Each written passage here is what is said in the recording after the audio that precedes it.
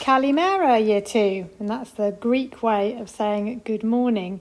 Now, these pictures were quite tricky to remember what they're actually of, because the spelling rule is they all sound like an O. So they all sound like they've got an O, but there is an A instead. I'm just going to write a proper A shape. So all of these words sound like they have an O, but it's actually an A. So I'm going to tell you what the words are, and I want you to have a go at sounding out the rest of them. So up here with the question marks, that is what. I think that's one of your minion words. And there's a picture of a watch. Oh, this one's a trick. Oh, that's wash. And that bird is a swan. So it all sounds like it's an O, but it's actually an A, an A. And this little creature is being squashed. Now that boy in the picture, he wants some of the sweets. So that's want. And that person on the country path, he's wandering around. There's a wand. We used to pick the star of the day, don't we? And then there's swap. So those children are swapping books. And these boys are having a quarrel. And the fish, that's the hardest one of all, that's quantity. And that means the amount. So there's a large quantity in one bowl and a small. So that's quantity. So I want you to have a go, pause the screen, at spelling out the rest of those words.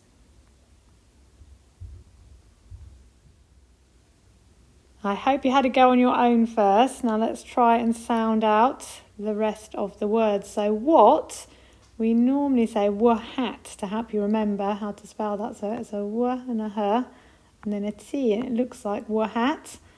Watch is w, a, t. And then there's a ch sound on the end. So that's a very tricky one to spell, isn't it? Watch. Wash is w, then the a, and then sh. So it does sound, doesn't it, like an O, but it isn't. Swan is w, and then there's a n on the end to make swan. Squash. Now that has a k, qua. And remember, whenever you have a qua, you always have an r. So squash. And want is nt on the end. Wander and d. Now if you actually say them as they're written, it's like wander. So it's like want, squash, swan, wash. Remember, it's making an O sound. Now where is the wand? There's the wand. So it looks like wand, doesn't it? And there's the quarrel. So that's another qua. So you need the ah. There's 2 R's and then E-L, quarrel. Now what were they doing? They're swapping. So it looks like swap. And then we've got quantity. So it's another qua. N, I, T. So correct any mistakes you made and write those ones neatly in your book. Now this week at school is called Book Week, and every class has a book that they're going to be focusing on, and all of you have got a copy of this book in your pack. And I'm going to read you the story now, and as I read it, I want you to follow it. So get your own copy of the book out of your pack and have that at the same time so you can sort of look at the words as I'm reading it. And it's a fiction book, so it's a story book. So I want you to think about the setting, where it's set, characters, who are the characters in the book, and also the plots of the book, the beginning and the middle and the end. So this is our Book Week text. It's called Lila and the Secret of Rain, and it's a story set in Africa by David Conway and Jude Daly. And I think Jude Daly is the one who does the illustrations, which are beautiful in this book. So as you listen to the story, you'll notice how important the pictures are, because it wouldn't be as good without them. And that's the main character on the title page, Lila, and behind her is the big African sun. For weeks and weeks, the sun beat down on the Kenyan village where Lila lived. It was very hot. So hot that Lila, her mama and brother, and all the other villagers stayed in their houses to keep away from the burning sun. It was too hot to gather firewood. too hot to weed the village garden, and even too hot to milk the cow. One night, Lila overheard her mama talking about the well that had dried up and the crops that were failing. Without water there can be no life, Lila heard her mama say. Lila wanted so much for the sun to stop shining and for the rain to come, but the sun did not stop shining and the rain did not come. One evening, Lila's grandfather told her a story about a man he'd met once when he was a boy, a man who had told him the secret of rain. "You must climb the highest mountain," said the man to Lila's grandfather, "and tell the sky the saddest thing you know." Lila listened very carefully to what her grandfather said. The following morning, when the sun was still asleep, Lila left the village and set off to find the highest mountain she could. Lila walked and walked and walked, and at last she found herself at the foot of a very tall mountain. Lila began to climb higher and higher and higher. When Lila reached the top of the mountain, she began to tell the sky the saddest things she knew. First, she told of the time her brother cut his leg while chasing a chicken in the village. Then she told of the time she burned her fingers while helping her mama to cook. On and on Lila went, telling the sky the saddest things she knew. At the end of each one, she looked to the sky for a sign of rain, but the sky remained blue and the sun still shone very brightly. Lila began to cry.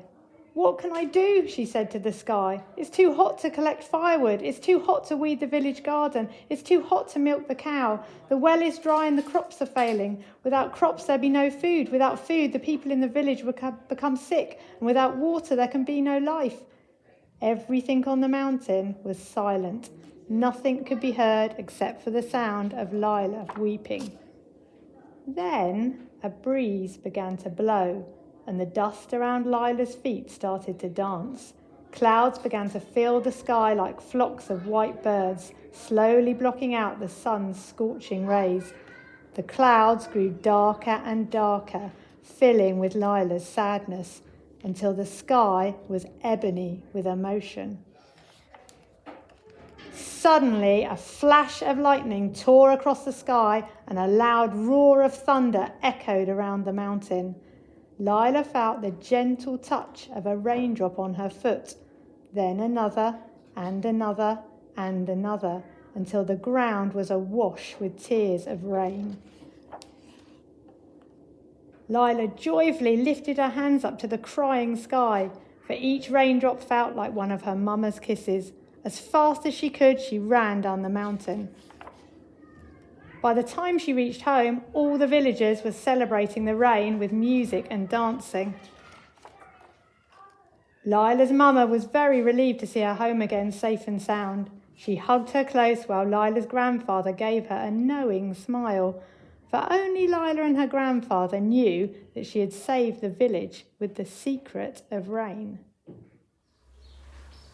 I hope you enjoyed the book, and remember you can have a go at reading it yourself now, and we'll be doing some actions to act out the story as well. Now hopefully you recognise the setting of the story, because if you look at that picture there, it's very similar to the Maasai villages that we've been learning about in geography. You can see the fence around the outside, you can see the little huts and the entrance to the huts, and you can see the trees and the huge sun up in the sky. So the setting is a small African village, and I think it's even a Maasai village, because looking at what the people are wearing, they're wearing a lot of red and they've got those collars on just like the Maasai people wear. Now your task today is about the plot of the story, and when we talk about story plots, we often use a mountain, a story mountain, to show the plot of a story. And of course there's a mountain in this story, so there's the picture of the mountain with Lila sat at the top. And what we're going to be thinking about is how we can break the story up into bits. So first of all is introducing the setting. So where is the story happening? Then what are the characters? Who's in the story?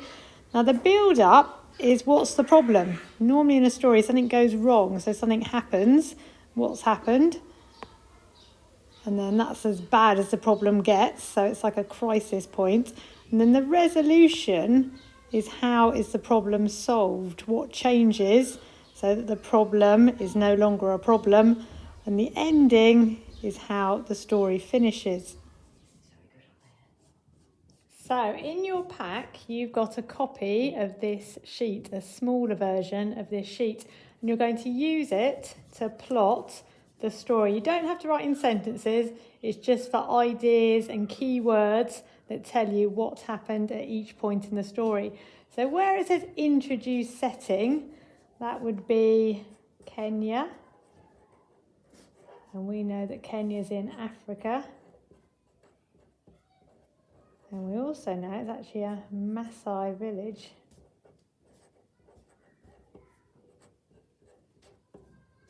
Now there's other things you could say about the setting. You could describe it.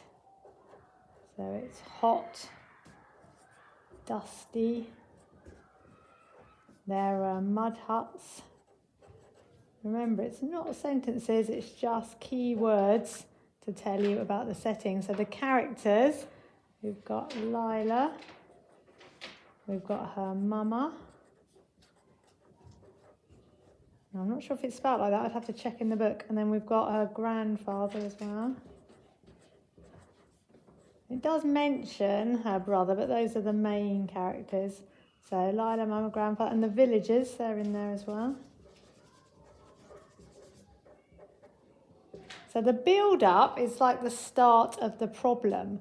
So the start of the problem is there's no rain. There's hot sun. And the people were worried. In our country, if there's no rain and there's hot sun, we actually go, yay, woohoo, it's lovely. We don't get worried for a long time, but eventually we start to get worried because even in our country, if there's no rain for a long time, it is a problem. So what were the problems about having no rain? I want you to look in your book to answer that question. So you can tell me what were the problems in the village because they had no rain, and it repeats it twice, so it tells you again when she's at the top of the mountain, she's telling the sky all the problems. Now the resolution is really what Lila does. So Lila hears the secret, and then she climbs the mountain. And then what does she do when she's at the top of the mountain? Maybe you can remember that one. And then it starts raining.